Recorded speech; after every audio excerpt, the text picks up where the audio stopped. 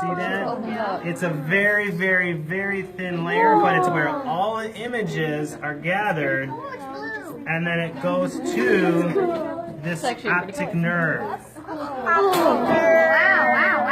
So all of it just kind of goes. Oh, I am not.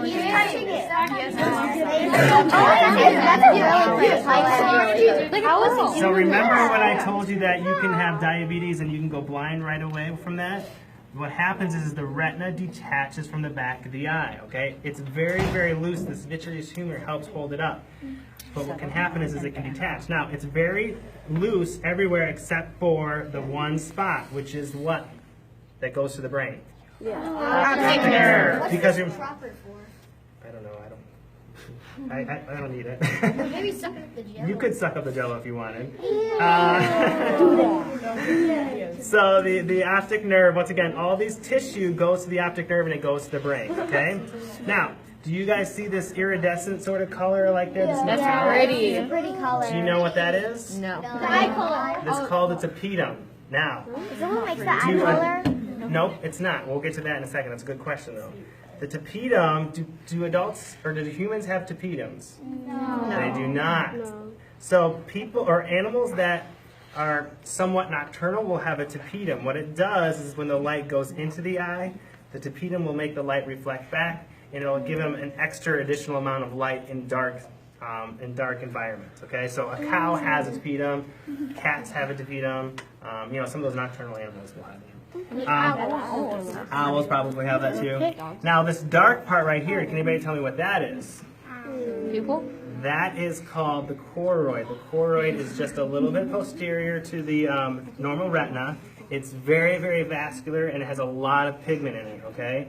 It helps supply blood to the retina, but it also helps absorb any abundant light that gets into the eye, okay? Now you can remove more layers here, and you can see more of that core right there, right? Yeah. So it's pretty dark there. Yeah.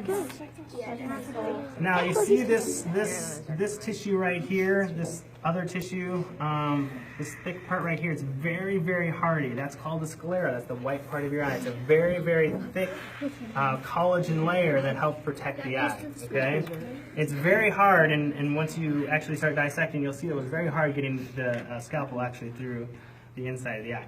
All right, so that's the back part of the eye. So that's all of this right here.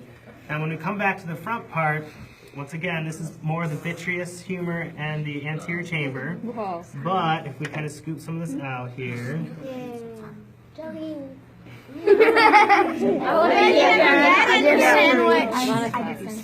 Yeah, imagine having that on your sandwich. this right here is the lens, okay?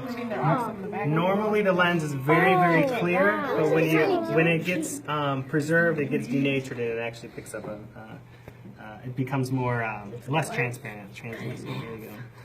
And then this is more of the aqueous. How long have these been preserved for? You know, I have no idea. Any clue? No? No. Probably a long time. They can be preserved for quite a while. And then when you said the color of the eye, that's inside here. It's you would normally be able to see it through here, but because the cornea is not transparent anymore because of it being preserved, you can't really see its eye color. But what you can see is the cow eye, their pupil is not round; it's more rectangular. Kind of like a goat. Yeah, I suppose it's probably like a goat too. So their pupil is more rectangular versus round.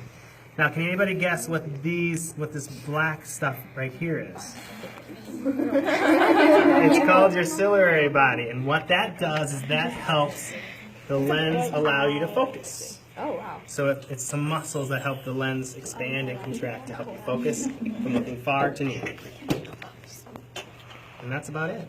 She wasn't that bad, right? It smells bad. It kind of gross.